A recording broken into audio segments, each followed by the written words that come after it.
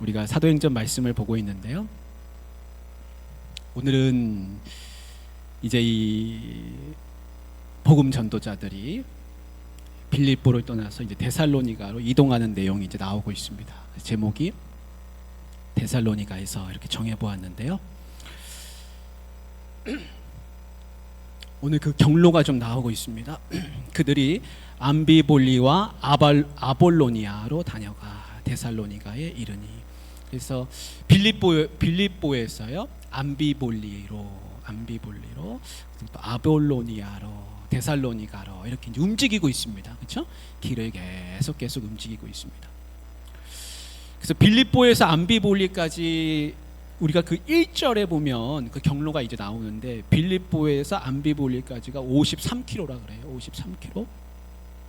암비볼리아에서 아볼로니아까지 43km. 아볼로니아에서 데살로니가까지 56km. 그래서 총 하면은 152km가 나옵니다. 152km.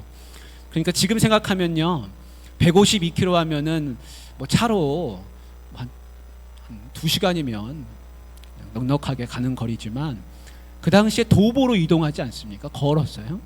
그러니까 걸어서 150km 넘는 길을 간다는 게 여러분 얼마나 어렵겠습니까?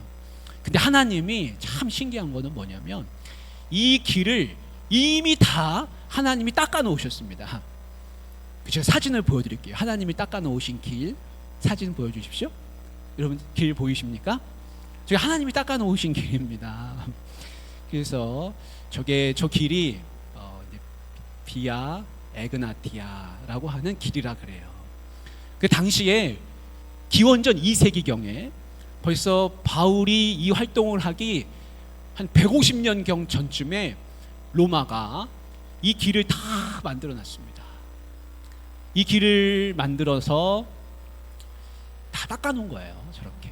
그래서 저 길이 1100km가 넘는다 그래요. 이 비아 에그나티아 길이 1100km가 넘고 저 폭이 한 6m 정도 된다 그럽니다. 지금 우리가 보기에는 그냥 오솔길 같지 않습니까? 오솔길. 그 당시에 저 길이 고속도로였습니다. 고속도로. 저 길만 있으면 어디든지 갈 수 있는 그런 아주 고속도로 같은 길을 로마가 닦아놨습니다. 사실 로마가 닦은 게 아니라 하나님이 닦아 놓으신 거죠. 사람들은, 역사가들은 이야기할 겁니다.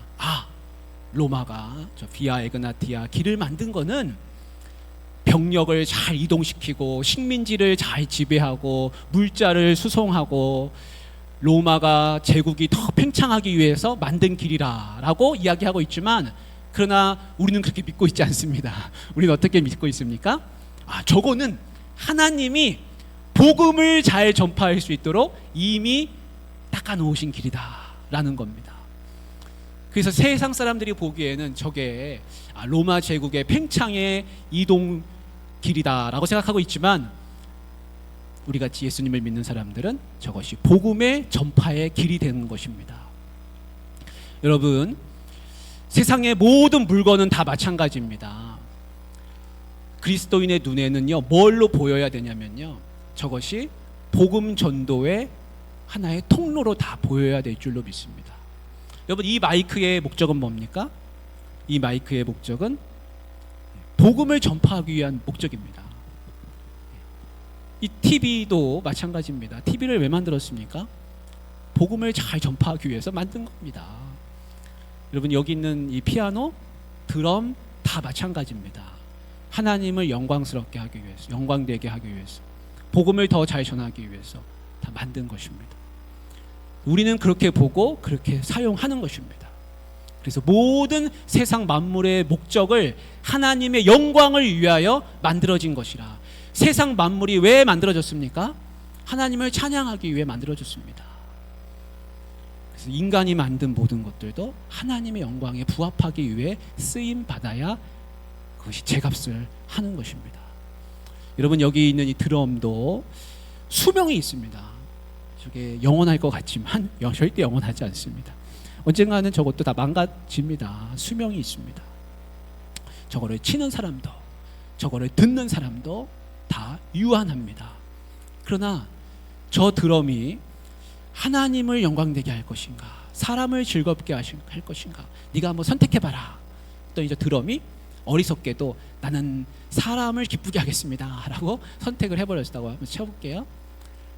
그러면 저 드럼이 언젠간 기한이 끝나면 다 망가질 거예요. 그죠? 폐품이 될 겁니다. 저 드럼이 사람을 기쁘게 하기 위해서 쓰였는데 그 기쁨을 받은 사람도 언젠가는 죽습니다. 그러니까요, 사람을 영광되게, 사람을 기쁘게 하는 건요 아무 소용이 없다는 결론에 이르는 겁니다. 결국은 한시적인 거예요. 저 드럼이 아무리 좋은 음악을 연주해도요, 듣는 사람도 떠나고 저 드럼도 떠나고 다 떠나는 것입니다. 그런데 유일하게 영원히 기억되는 것이 있는데 그게 뭐냐면 저 드럼이 하나님을 위해서 나는 예배에 쓰이고 싶습니다 라고 하면 하나님의 기억에 남는 겁니다. 하나님의 생명책에 남는 겁니다. 물론 드럼이 생명책에 남진 않지만 말씀드리고 싶은 건 뭐냐면 사람이 그렇다는 겁니다. 우리가 한평생 사는 것이 100년인데 이 100년 동안 내가 열심히 모으고 열심히 땀 흘리고 열심히 뭔가를 위해서 애쓰고 수고한다 할지라도 전도서에서 말하고자 하는 것은 뭡니까? 헛되고 헛되니 헛되고 헛되도다. 모든 것이 다 헛되다. 그 얘기는 뭡니까? 네가 헛된 삶인 줄 알고 헛되지 않기 위해서는 어떻게 해야 되는지를 지혜롭게 생각해라. 그 지혜를 주기 위해서 전도서를 쓴 지혜자는 우리에게 삶의 헛됨이 있음을 얘기해주고 있습니다. 여러분, 루이 14세가 베르사유 궁전을 지었습니다. 베르사유 궁전은 아주 휘황찬란하고 또 당시로서는 아주 사치스럽고 향락을 즐길 수 있는 아주 그런 궁전을 지었습니다.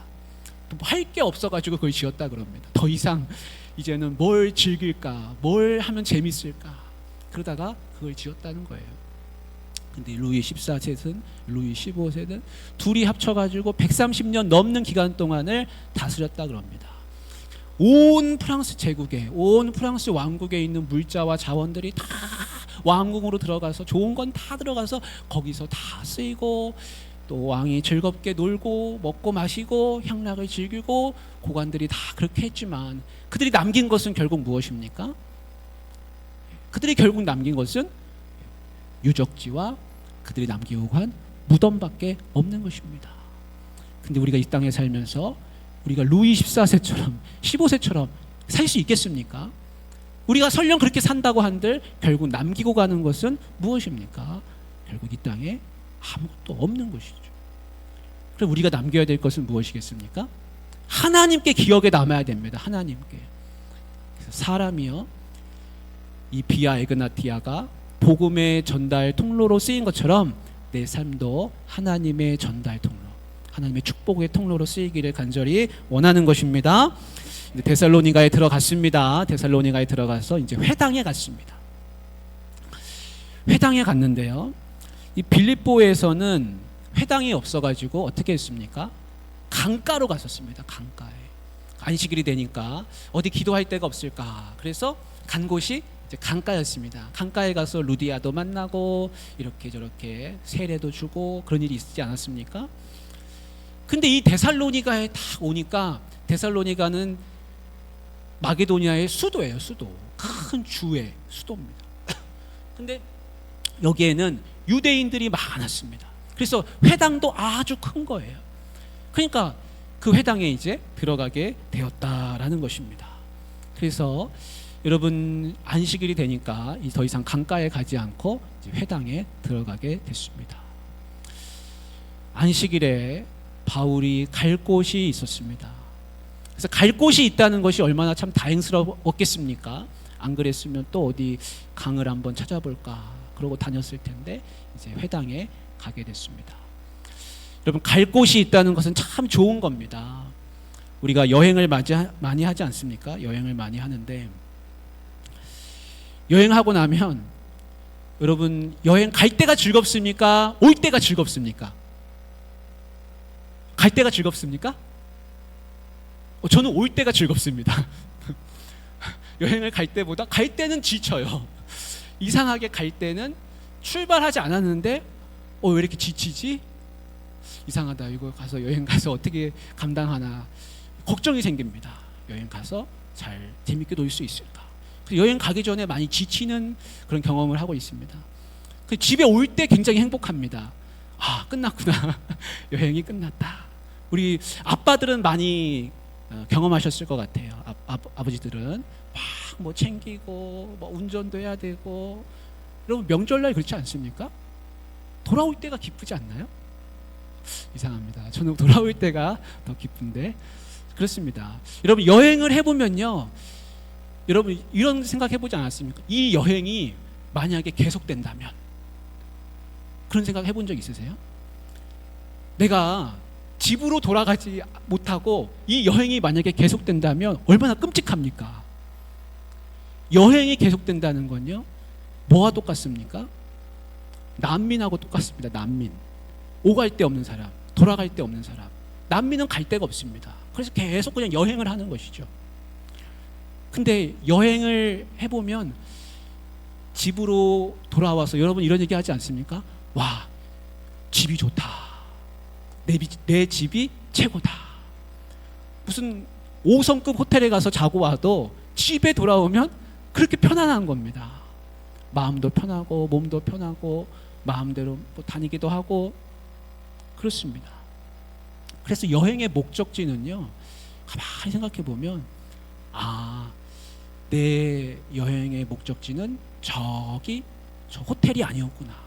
저 무슨 관광 명소가 아니었구나. 내 여행의 목적지는 결국 집이구나 라는 것을 알게 됩니다. 여행은 왜 합니까? 집을 재발견하려고 하는 거 아닙니까? 내 집이 좋구나. 별로 동의 안 하시는 것 같아요. 저는 그래요. 그래서 여행을 하고 나면 집이 좋다는 걸 늘 깨닫습니다. 여행의 목적이 사실 거기에 있습니다. 내 집이 좋다는 것을 알게 된다는 것이죠. 여러분, 둘째 아들이 집을 나갔습니다. 집을 나가서 자기가 잘 살 줄 알다가 고생하고 나중에는 이제 먹을 게 없어지고 돼지 열매를 먹고 돼지를 치다가 나중에 번뜩 생각이 났습니다. 무슨 생각이 났습니까? 아, 집 생각이 났습니다. 집 생각. 내가 아버지 집으로 좀 가야겠다. 그래서 그 둘째 아들이 절망하거나 낙심하지 않을 수가 있었습니다. 돌아갈 곳이 있다는 것은 우리는 낙심시키지 않습니다. 돌아갈 곳이 있는 사람은 절대 좌절하지 않습니다. 근데 그리스도인은 성경에서 가르치는 것이 무엇입니까? 돌아갈 곳이 있다는 겁니다. 돌아갈 곳이. 그래서 하나님을 모르는 사람은 자기가 어디로 돌아가야 되는지를 모릅니다. 참 안타까운 일이죠. 근데 그리스도인은 돌아갈 곳을 알게 됩니다. 성경이 가르쳐 주는 것은 무엇입니까? 아버지 집으로 다 오라는 겁니다. 아버지 집으로. 우리 이사야 56장의 7절 말씀을 한번 같이 읽어보겠습니다. 7절입니다. 다음 절. 내가 곧 같이요 그들을 나의 성산으로 인도하여 기도하는 내 집에서 그들을 기쁘게 할 것이며 그들의 번제와 희생을 나의 제단에서 기꺼이 받게 되리니 이는 내 집은 만민이 기도하는 집이라 일컬음이 될 것임이라. 아멘. 우리가 6절은 읽지 않았는데 6절도 그런 이야기입니다. 그래서 모든 사람들이 하나님과 약속을 맺고 언약을 새롭게 하고 다 돌아오게 된다는 겁니다. 다 돌아오게 된다는 거예요.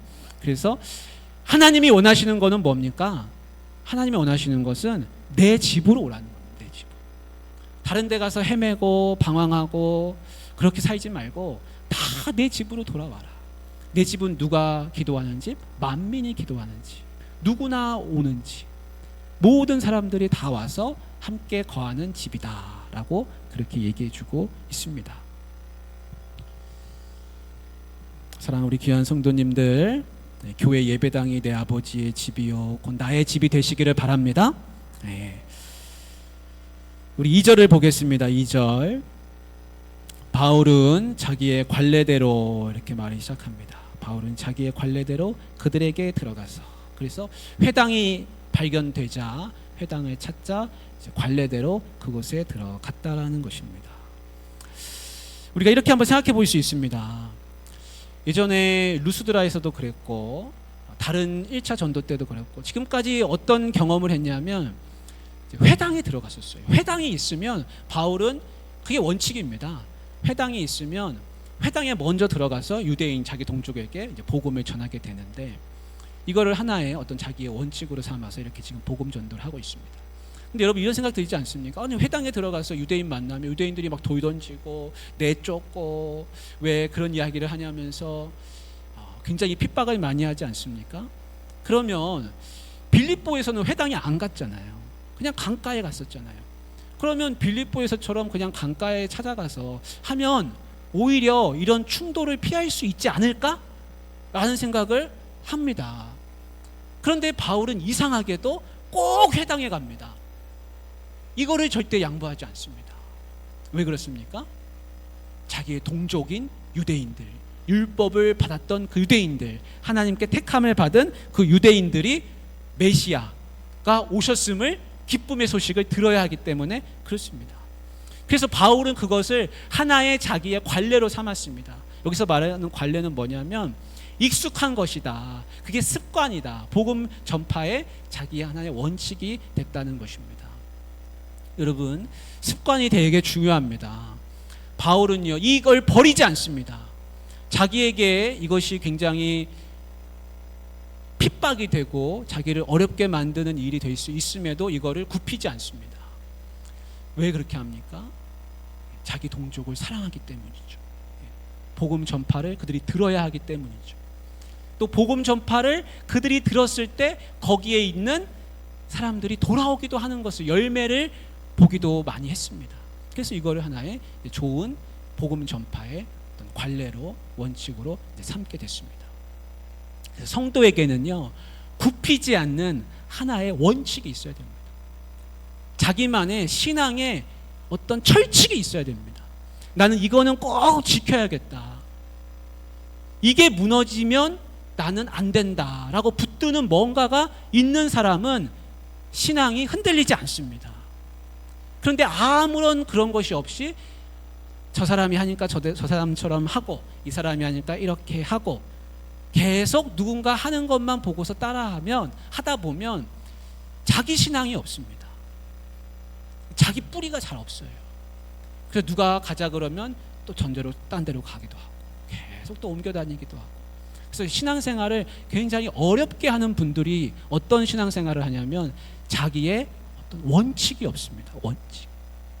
주일성수라는 게 뭡니까? 주일성수는 율법이 아니에요. 율법이 아니라 그거는 하나의 신앙의 전통으로 내려오는 좋은 신앙의 원칙입니다. 그래서 믿음 있는 신앙인들은 항상 주일성수를 귀하게 여겼습니다. 11조는 뭡니까? 내 소득의 11조로 내는 것은 하나의 중요한 원칙인 것입니다. 밥 먹을 때 감사기도를 먼저 하는 이유는 뭡니까? 아이고 이게 떨어지려고 그러네요. 얘도 이제 다 한 것 같습니다. 그렇죠? 밥 먹을 때 감사기도를 왜 합니까? 밥 먹고 나서도 해도 되지만 우리는 밥 먹기 전부터 감사하고 먹는 겁니다. 보통 사람들은, 일반 사람들은요, 밥 먹은 다음에 잘 먹었습니다 하잖아요. 우리는 밥 먹기 전에 감사합니다, 잘 먹겠습니다, 하나님 앞에 감사하고 하나님이 주신 거라 믿고. 예수님도요, 예수님도 삶의 어떤 원칙이 있었어요. 복음서를 읽어보면 예수님은 새벽에 잘 일어나셔서 아무리 피곤해도 새벽을 지키고 어딘가 한적한 곳으로 가셔서 기도하시던 모습을 볼 수가 있습니다. 예수님은 예수님만의 원칙이 있습니다. 그게 뭡니까? 어느 마을이든 어느 지역이든 가면 제일 먼저 찾아가는 사람들이 병든 자, 귀신 들린 자, 그런 사람들을 찾아다니면서 예수님은 만나주셨습니다. 그러나 다른 사람이 이렇게 할 수도 있죠. 어느 지역을 가든 어느 마을을 가든 그 마을 이장을 만난다든지 고관을 만난다든지 제일 높은 사람을 만난다. 원래 그렇게 하지 않습니까? 그러니까 예수님은 그런 성경에 그런 모습이 없습니다. 제일 그 마을에 힘든 사람, 복음이 필요한 사람이 누군지를 찾아다니시는 겁니다. 그래서 신앙은요, 원칙이 있어야 됩니다. 원칙. 예배는 지킨다, 공예배는 지킨다 라는 원칙이 있으면 흔들리지 않습니다. 그래서 나는 이거를 꼭 붙들어야겠다. 여러분 좋은 신앙의 습관을 많이 기르시길 바랍니다. 그게 나를 지켜줍니다. 내 신앙의 울타리가 돼줍니다. 내 가정을 지켜줍니다. 내 자식들에게, 자녀들에게 전수할 수 있는 신앙 교육이 됩니다. 저도 요즘에 이제 좋은 뭔가를 좀 만들어 보려고, 그래서 아침마다 제가 순장님들한테 말씀을 요즘 보내고 있어요. 이거를 계속 하려고. 자꾸 잊어버립니다. 잊어버려서 아이고 깜빡했네 하고 생각나면 빨리 또 찾아가지고 성경을 막 뒤적뒤적 하면서, 그래서 막 지금 요즘 메시지를 보내드리고 있잖아요. 그래서 우리 수장님들은 그걸 또 순원들한테 얼른 또 전파하셔야 되고, 그거를 우리 순장님들과 저는 신앙의 좋은 우리의 원칙으로 지금 삼고 있는 것이죠. 예. 그래서 바울은 이제 복음 전도자로서의 하나의 원칙을 가지고 있었다는 것을 알게 됩니다. 그래서 바울이 회당으로 들어갔습니다. 회당에 들어가서 이제 낯선 사람들을 만나게 됩니다. 회당장을 만나서 내가 복음을 전해도 되겠습니까? 내가 이야기를 좀 해도 되겠습니까? 그래서 회당장의 허락을 받고 성경을 이제 강론하게 됩니다. 근데 2절에 한번 잘 보십시오. 몇 번을 했다고 그랬습니까? 몇 번. 바울이 몇 번을 거기서 데살로니가 회당에서 복음을 전파하죠? 새 안식일에 성경을 가지고 강론하며 이렇게 말씀하고 있습니다. 이 말씀을 참 들으면서 보면서 바울은 대단하다. 역시 일타 강사구나 라는 걸 알 수 있습니다. 한 번 전하기도 어려운데 한 번 전하고 나니까 어떻게 했겠습니까? 사람들이 당신의 이야기를 또 듣고 싶습니다. 전해 주십시오. 다음 안식일에도 또 말씀을 전해 주십시오. 이제 완전히 특강 강사가 된 거죠. 두 번째에도 전했습니다. 전했더니 또 뭐라고 합니까? 세 번째에도 전해 주십시오. 또 해달라는 겁니다. 그래서 세 안식일을 연속해서 복음을 전하는 모습을 볼 수가 있습니다. 바울은 대단한 사람입니다. 성경을 가지고 어디를 펴도 예수 그리스도의 복음을 전파할 수 있는 그런 학식이 있었습니다.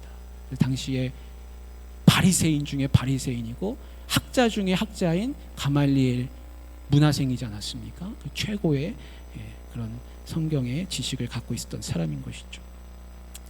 근데 흥미로운 거는 뭐냐면 바울이 새 안식일 동안 전했으면 여러분 얼마나 많이 이야기를 했겠습니까? 앞에 서서. 근데 그 내용이 여기 있습니까? 없습니까? 그 내용이 여기 없습니다. 여러분 그게 흥미롭지 않습니까? 그 데살로니가의 회당에 모여서 사람들이 들어야 했던, 바울을 통해서 들은 그 이야기가 얼마나 귀중한 이야기겠습니까? 근데 성경에 기록이 없습니다. 왜 성경은 그걸 기록하지 않을까요? 왜 성경은 그거를 지면이 부족해서겠습니까? 아닙니다. 그게 아니라요. 성경이 전해주고자 하는 것은 무엇입니까? 바울이 하는 말이 아니라 결국에 예수님이 누구신가라는 것을 성경은 전해주기 때문에 그렇습니다. 그래서 바울의 말을 적은 게 아니라요, 바울이 전하고 나서 그 전한 말에 핵심 메시지가 뭔가를 하나 적어놨는데 그게 3절입니다. 3절. 우리 3절은 같이 한번 읽어보겠습니다. 시작. 뜻을 풀어 그리스도가 해를 받고 죽은 자 가운데서 다시 살아나야 할 것을 증언하고 이르되 내가 너희에게 전하는 이 예수가 곧 그리스도라 하니. 아멘.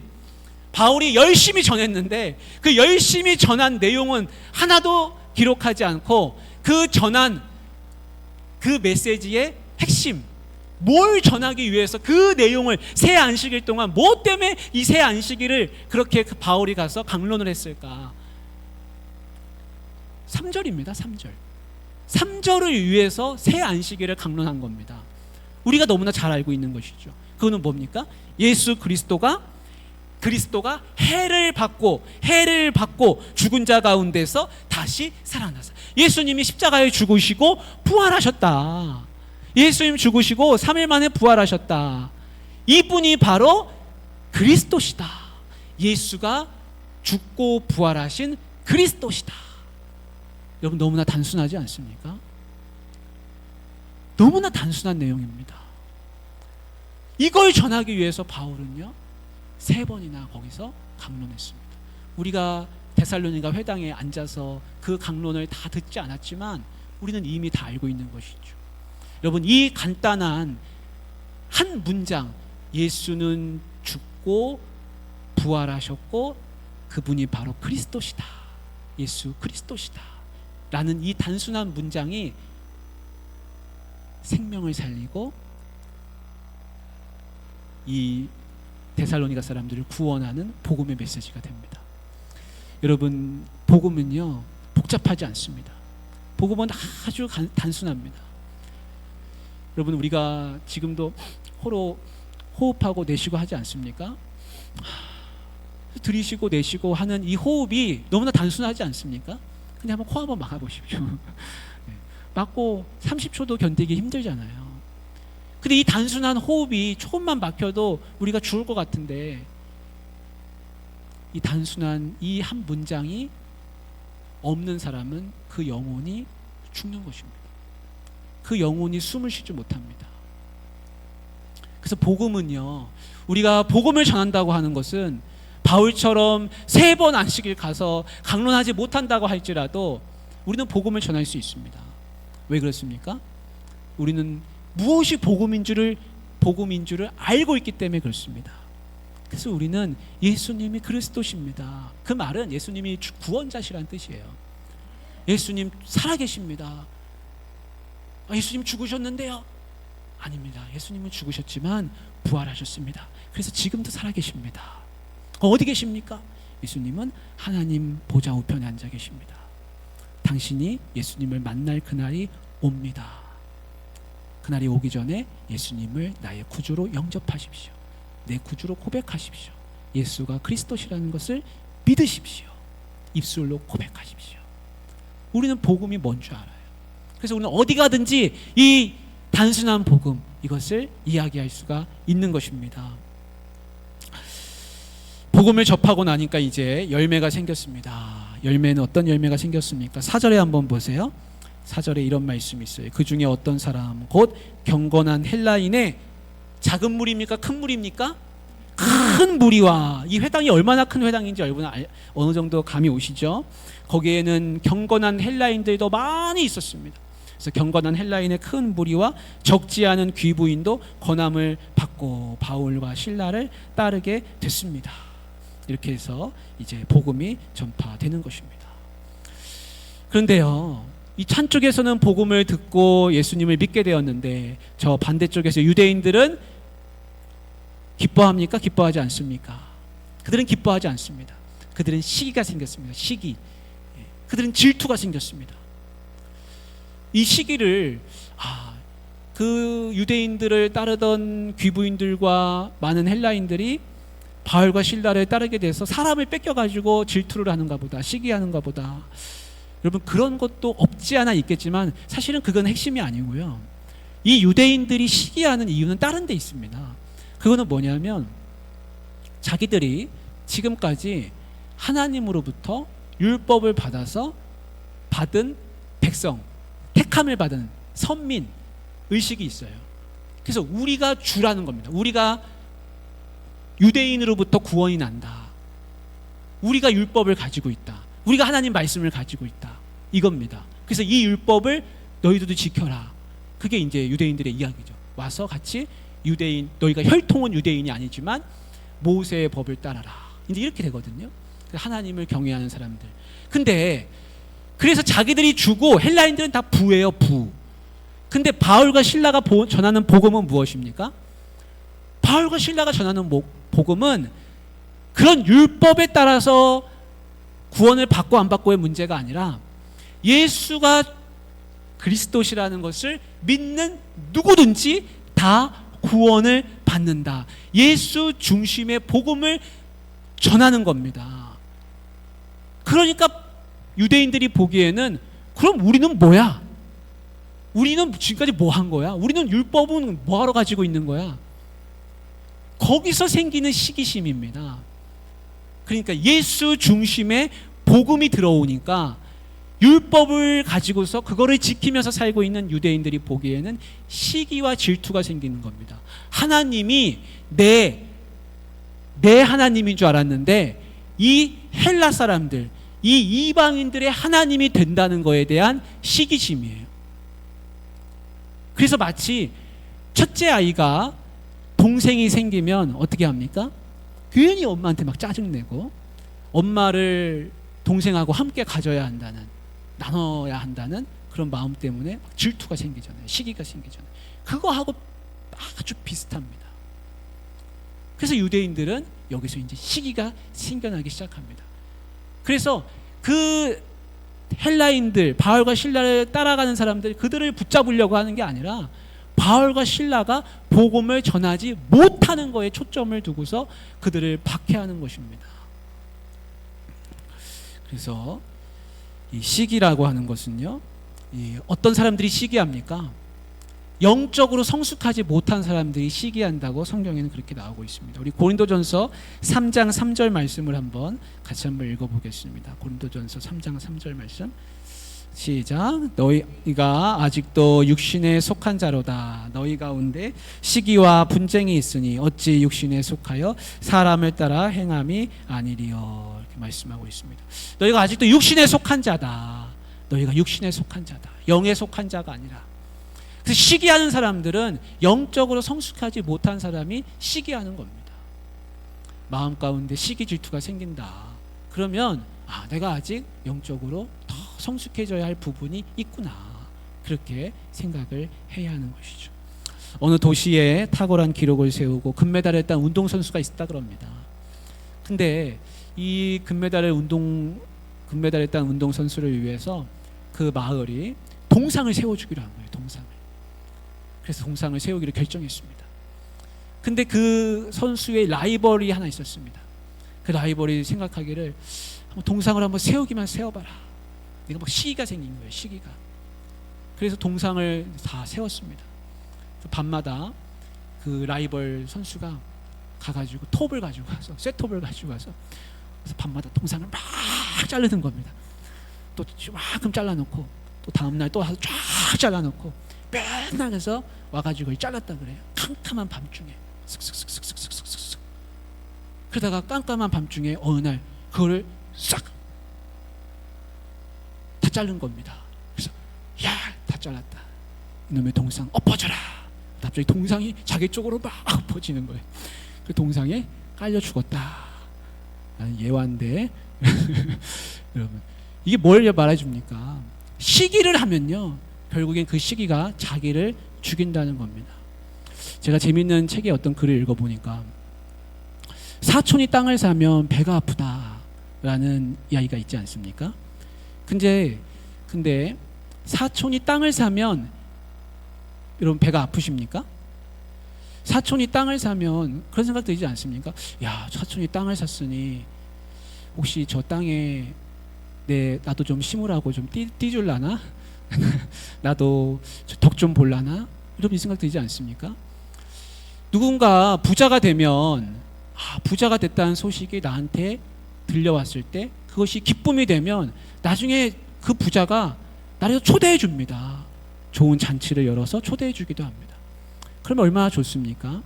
근데 사촌이 땅을 사면 배가 아프다, 이 말의 뜻이 우리는 사촌이 땅을 사가지고 잘 되니까 부자가 돼가지고 속 쓰려, 이런 뜻으로 생각하고 있지만 사실은 그런 뜻이 아니라는 겁니다.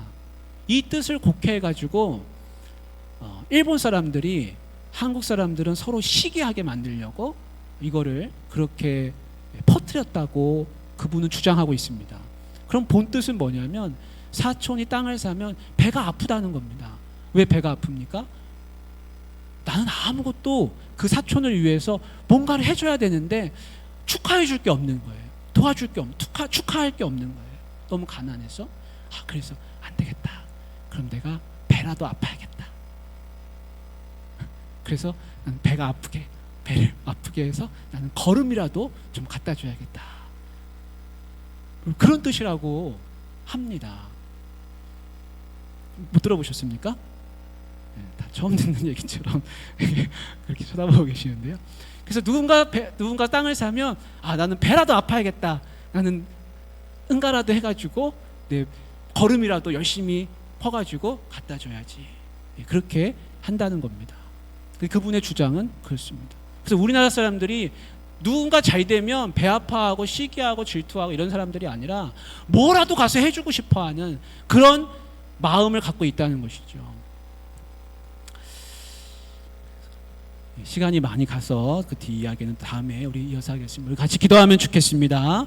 여러분 같이 기도하실 때 하나님 우리 가운데 하나님의 복음이 온전히 전파되게 해달라고 바울과 실라가 데살로니가에서 복음을 전하면서 이렇게 하나님의 말씀을 전했는데 우리도 이제 11월 첫째 주에 초청 주일을 맞이할 겁니다. 그때 우리도 함께 복음을 전파할 수 있는 그런 계기를 만들게 해달라고 같이 우리 기도하면 좋겠습니다.